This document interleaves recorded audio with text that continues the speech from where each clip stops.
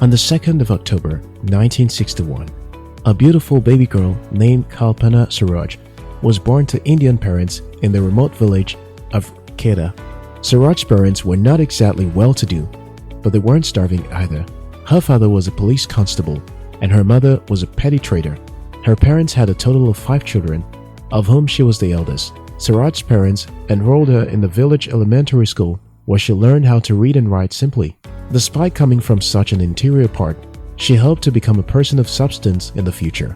Her childhood was happy until everything started to fall apart the year she turned 12 and had to be married off to a man who lived in the slums of Mumbai.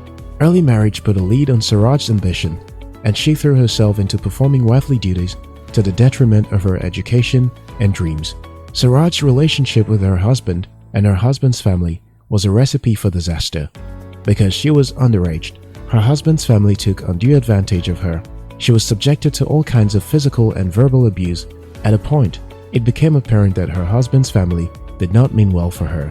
This prompted Saroj's father to rescue her from that marriage and take her back to her village. Upon returning to the village, she discovered that her divorce had shocked the sensibilities of all and sundry. Saroj was branded as a bad woman and shunned by most people. It didn't help that she was only an impressionable 16-year-old at the time. The ostracism she suffered led Saroj to attempt suicide shortly after her return to the village. When her suicide fell through, she realized that there was more to life than what her small village could offer her. Saroj remembered her childhood ambitions, which were cut short by early marriage, and decided to start trying to live again.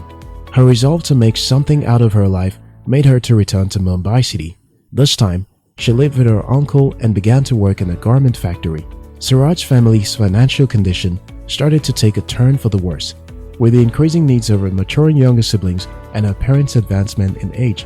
So, she took on the responsibility of her family's provider. Having been through so much at a tender age, Saroj equipped to face the world and any challenges that would come her way. While working in the garment factory, Saroj never lost sight of her entrepreneurial ambitions.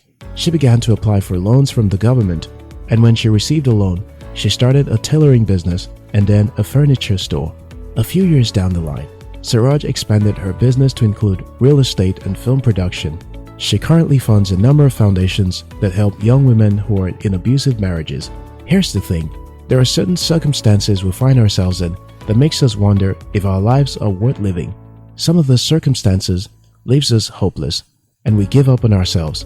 But according to the time-worn saying, no matter how long the night lasts, the sun will eventually shine. We should take solace in the fact that nothing lasts forever, and when things go wrong in our lives, we should always keep hope alive and forge ahead. Lane I. Taylor said, "Hope can be a powerful force. Maybe there is no actual magic in it, but when you know what you hope for most and hold it like a light within you, you can make things happen, almost like magic." We should always hold on to hope when it feels like our world has fallen apart. Jonas Salk said, "Hope lies in the dreams, in imaginations, and in the courage of those who dare to make dreams into reality." So, at any point, when it seems all hope is lost, all we need to do is imagine our future, dreams and goals, and draw strength from them. Emily Dickinson said, "Hope is the thing with feathers that perches in the soul and sings the tune with the words and never stops at all." Kalpana Saroj never lost sight of her dreams even in her darkest hour. This was why she was able to succeed in the face of all that she went through.